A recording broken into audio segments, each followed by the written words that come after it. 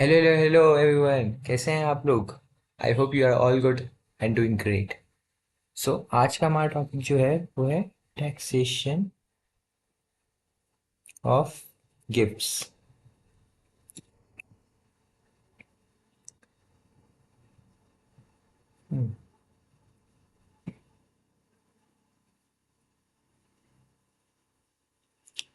पहले हम पढ़ेंगे अगर एम्प्लॉयर एम्प्लॉयर रिलेशनशिप है। एम्प्लॉयर एम्प्लॉय रिलेशनशिप है।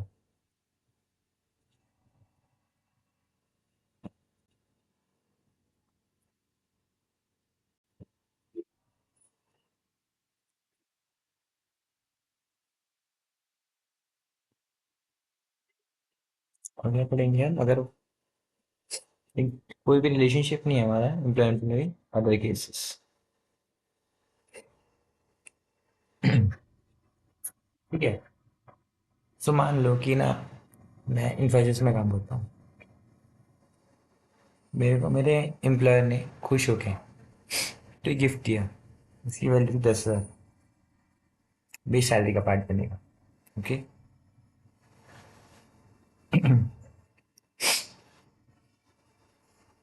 मान लो मेरे को एम्प्लॉयर ने 5,000 तक दिया, ये सैलरी का पार्ट बनेगा। कोई भी अमाउंट एम्प्लॉयर एम्प्लॉयर रिलेशनशिप की वजह से मिल रहा है तो आपकी सैलरी का पार्ट बनेगा। ठीक है। अदर केसेस, मान लो कि एम्प्लॉयर एम्प्लॉयर रिलेशनशिप नहीं है, बट ना क्या है कि कोई भी अमाउंट मेरे को मिल रहा है ड्यू टू मेरे बिजनेस प्रोफेशन या कि टीम इंश्योरेंस पॉलिसी, कुछ भी हो सकता है अमाउंट मेरे उससे मिल रहा है, तो वो मेरा पीजीपी में टैक्सेबल होगा। या सैलरी हेड होगा पीजीपी, या फिर क्लास बचता है IOFS, income from other sources. Income from other sources में कब टैक्सेबल होगा। मान लो कि आपको ना अमाउंट मिला ऐसी चैनल किसी से भी अपने, किसी से भी आपको ऐसी मिल गया अमाउंट, कहीं से भी मिला, that exceeds 50,000 rupees in a year. 50,000 से ज़्यादा मिला आपको। लेट सपोज आपको मिला 80,000 मिला, तो पूरा का पूरा 80,000 टैक्सेबल हो जाएगा। ये मत सोचना कि 30,000 होगा, 50,000 की लिमिट है। वो कहते हैं इन एग्रीगेट 50,000 से ऊपर होती सारा अमाउंट वुड बी टैक्सेबल। अब मानो कि इससे कम मिलता, अगर 50,000 से कम इन अ ईयर, नॉट टैक्सेबल। ठीक। और ये टैक्सेबल होता है कौन से सेक्शन में, 56 to 10। किस में, इनकम टैक्स में।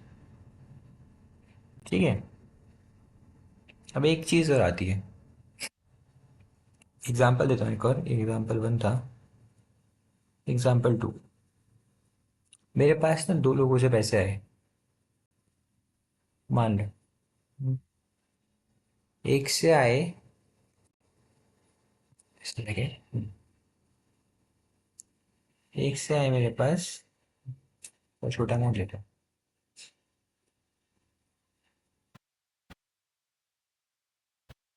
30,000 आए। और एक से आए मेरे पास 25,000। इन एग्रीगेट 55 बन रहे हैं।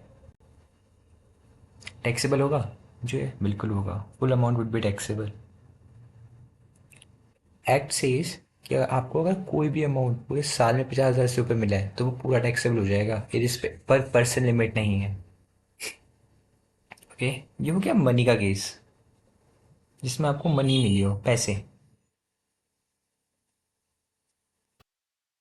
अब एक और केस पकड़ते हैं हम, जिसमें आपको क्या मिला होगा, मूवेबल प्रॉपर्टी।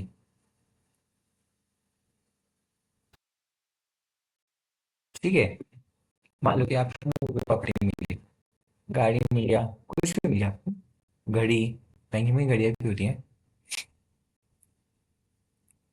फ्री में मिला, यानी कि विदाउट कंसिडरेशन, कुछ नहीं दिया आपने उसके लिए।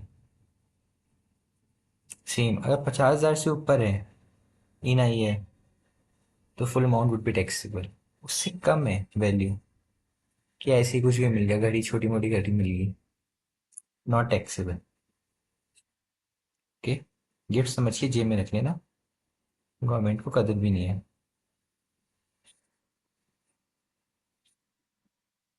Fully taxable. ओके। अब मानो आपको क्या मिला। अब आपको मूवेबल प्रॉपर्टी नहीं मिली, अब आपको इमूवेबल प्रॉपर्टी मिली। Immovable property.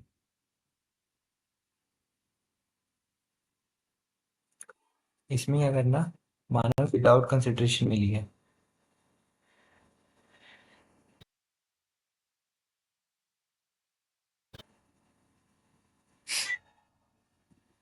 इसमें चेक करना जो प्रॉपर्टी की एचडीबी है, क्या उससे ज्यादा मिला है, 50,000 से ज्यादा मिला है। मान लो कि प्रॉपर्टी की एचडीबी ही 40,000 है, उतने की प्रॉपर्टी मिली है, नॉन टैक्सेबल। यानी कि 4999 तक है, कोई दिक्कत नहीं है, नॉट टैक्सेबल। अप टू 50 है, नॉट टैक्सेबल। जैसे ही 1 रुपया भी ऊपर होगा वैसे ही टैक्सेबल हो जाएगा। और ना ये जो लिमिट है, ये पर प्रॉपर्टी है। जो हमने ऊपर पढ़ा ना मूवेबल वाला, उसमें टोटल था इन एग्रीगेट जो मनी था, इन एग्रीगेट। अब मानो आपको कंसिडरेशन दी आपने, बट इन एडुकेट कंसिडरेशन, मतलब कुछ पार्ट दिया आपने, उसमें क्या करना आप लोग, जो आपने पैसे दिए, कंसिडरेशन लेना, और जो सेल प्राइस था, S T B, minus consideration, अगर उसका difference is more than 50,000, plus में एक और कंडीशन सेटिस्फाई करना। मान लो कि इन दोनों का डिफरेंस आया 1 लाख,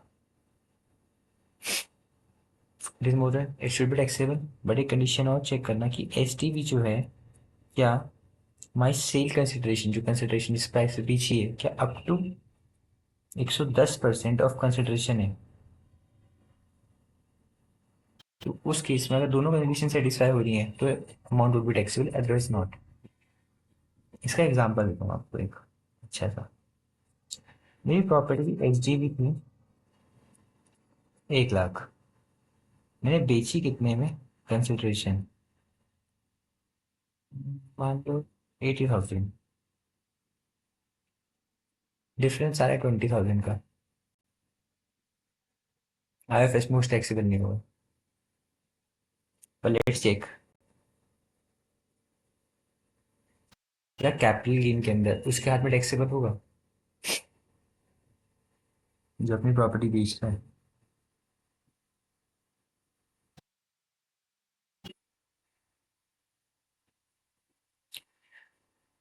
88,000 उसके हाथ में, देखो H D B is more than 110% of what, sale consideration. तो उसके हाथ में जो डिफरेंस 20,000 है ना, कैपिटल गेन में टैक्सेबल हो जाएगा। हमारे हाथ में कुछ कैपिटल गेन मतलब आईएफएस में टैक्सेबल नहीं होगा। अब लेते हैं एग्जांपल, डिफरेंस थोड़ा ज़्यादा कर देता हूँ। सेल कंसिडरेशन लगा लो मेरे हाथ में आई 40,000, इसी में कर देता हूँ 40,000, सेल कंसिडरेशन कर दी मैंने। 50,000 से ऊपर ज़्यादा डिफरेंस है, राइट। एच डी बी उससे ज़्यादा है, राइट। जो इंटायर अमाउंट है, इट वुड बी टैक्सेबल, जो इनएडिक्वेट है यानी 60,000, it would be taxable under IFS. मेरे हाथ में टैक्सेबल होगा, उस बंदे के हाथ में कैपिटल के अंदर होगा, मेरे अंदर आईएफएस के अंदर होगा। कि भाई तुम्हें जो पैसे मिले, जो अब तुमने पैसे दिए यानी कि वो कम है, तुम्हें 1 लाख की चीज 40,000 में ले आए, 60,000 रुपये तुम्हारी इनकम है। सेम चीज उसके लिए होगी। भाई तुमने चीज बेची कैसे, उसमें कैपिटल गेन पे आएगा। ठीक है, तो this is how it works. अब हम एक और चीज समझेंगे कि जो बहुत ज्यादा, ये हो गया अदर केसेस, मतलब जिन केसेस में आईएफएस में टैक्सेबल हो जाएगा अमाउंट, किन केसेस में टैक्सेबल नहीं होगा, नॉट टैक्सेबल।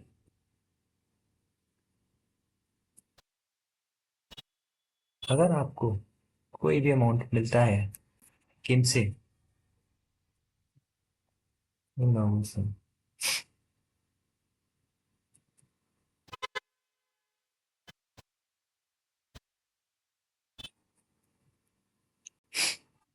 एम मतलब आपको अपनी मैरिज के ऊपर कोई भी गिफ्ट मिला, कितने का भी मिला हो, 50,000 से ऊपर का हो, exempt, not taxable, I would say.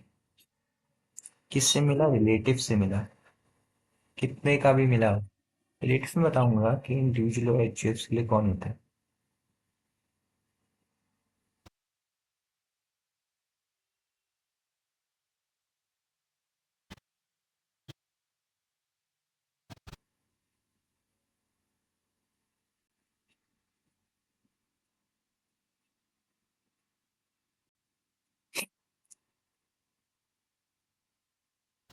Certain transverse में मिला, जो 47 की ट्रांसफर्स की लिमिट होती है, अंडर 47।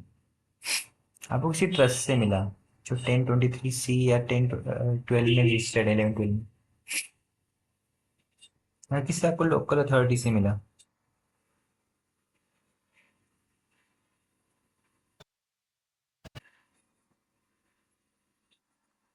किसी ट्रस्ट से मिला आपको।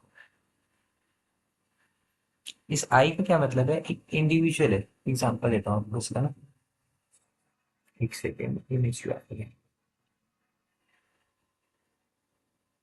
एक इंडिविजुअल है, उसने ना एक ट्रस्ट बनाया है। किसको मिल रहा है इसमें? ट्रस्ट को। उसने, इंडिविजुअल ने कुछ एसेट्स ट्रांसफर कर दिए, कुछ अमाउंट ट्रांसफर किया एक ट्रस्ट को, किस लिए?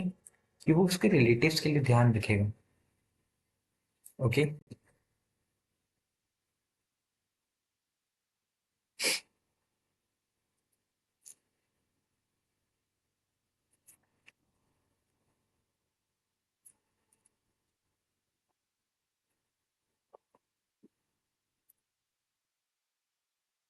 ये हो गया एलडी, एलडी हो गया, ट्रस्ट हो गया। उसको ऑन ऑन डेथ मिला,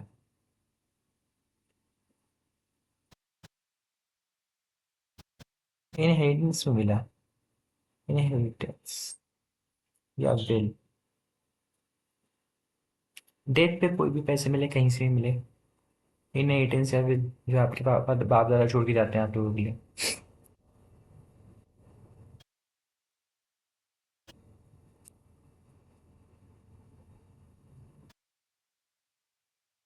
एच फॉर फ्रॉम हॉस्पिटल मिला, किसी यूनिवर्सिटी से मिला,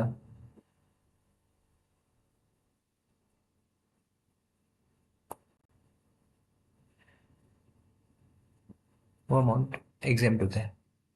अब ना बताऊं, मजे की बात क्या है, सबका इंटरेस्ट इसमें आता है, इंडिविजुअल्स में, कि हमारे रिलेटिव्स है कौन, जिनसे हम कितने ही पैसे दे सकते हैं, और वो नहीं है। मैं अपने लिए बताता हूँ, ठीक है, इंडिविजुअल के लिए, यानी कि मैं, अगर मेरी शादी हो चुकी है तो मेरी स्पाउस, कौन कौन मेरे रिलेटिव है जिनसे मैं पैसे ले सकता हूँ?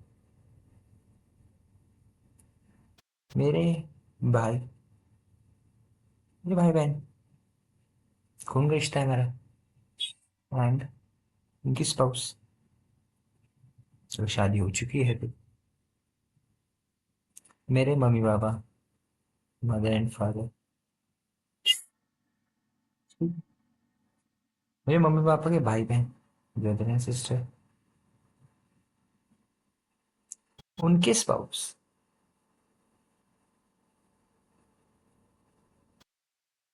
अब मेरे दादा दादी, डिसेंडेंट्स,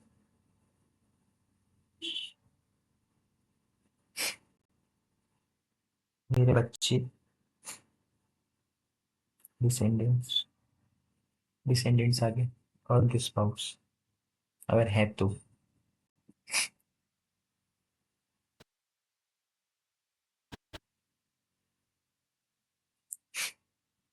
मेरी स्पाउस, उसके कौन रिलेटिव होंगे जो मेरे, मैं अपने लिए काउंट कर सकता हूँ? उसके भाई बहन, ब्रदर एंड सिस्टर, अगर है तो, एंड उनकी स्पाउस।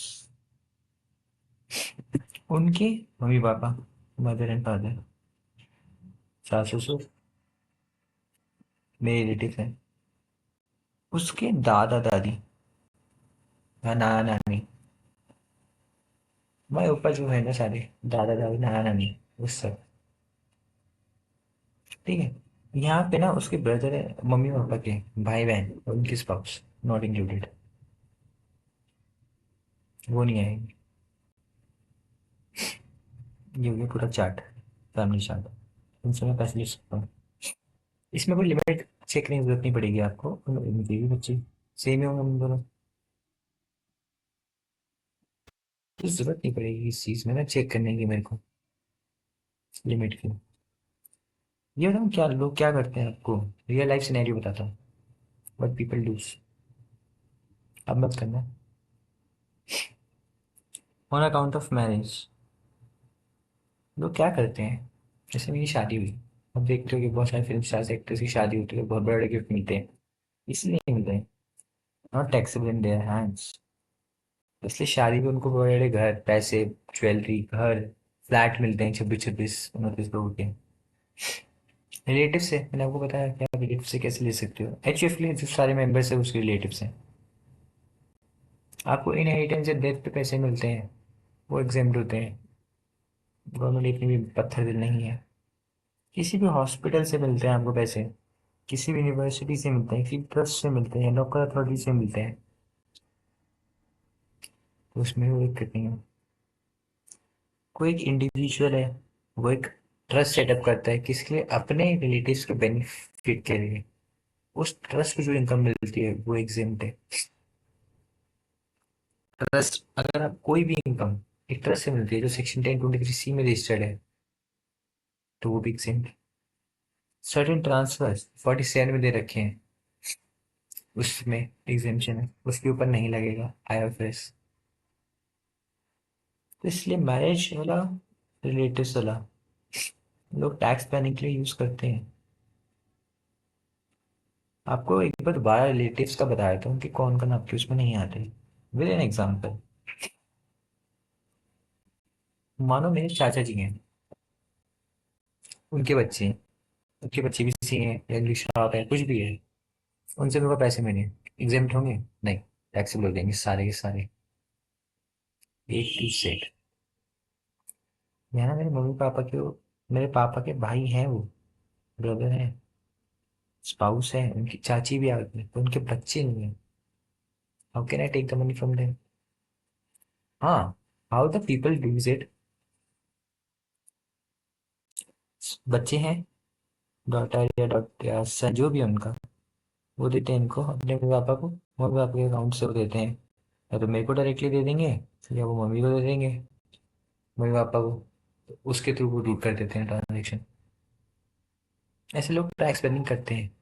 हम इस चैलेंज, ये बच्चों के पैसे तो हमारे ही हैं और हमारे पैसे हमारे रिश्तेदार के हैं। This is how the money works. Same चीज़ हर जगह हो सकती है, ऊपर नीचे दाएं बाएं, यहाँ बच्चे का भी नहीं होगा। ठीक है,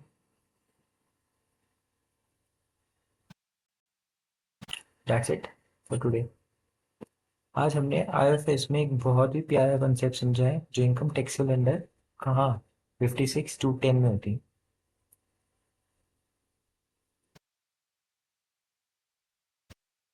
कब कब इनकम टैक्सेबल नहीं होती, कौन सी इनकम टैक्सेबल नहीं होगी, कब होगी, ये सब। आपको प्रॉपर्टी मिलती है, इमूवेबल प्रॉपर्टी मिलती है क्या, सब कुछ A to Z, employ employ relationship हो जब दिक्कत क्या है, नहीं हो जब। आपको एक बात और बताता हूँ, जब आपको एज अ एम्प्लॉयर, आपको एम्प्लॉय आपको गिफ्ट मिलता है, प्रेक्विजिट मिलता है, 5,000 तक कोई भी आपको अगर प्रेक्विजिट मिलता है ना, वो नॉन टैक्सेबल होता है। उसके ऊपर जो अमाउंट होता है ना वो टैक्सेबल होता है, वो आपकी सैलरी का पार्ट बनता है। So that's it for today, मिलते हैं आईएफएस में आगे। Thank you.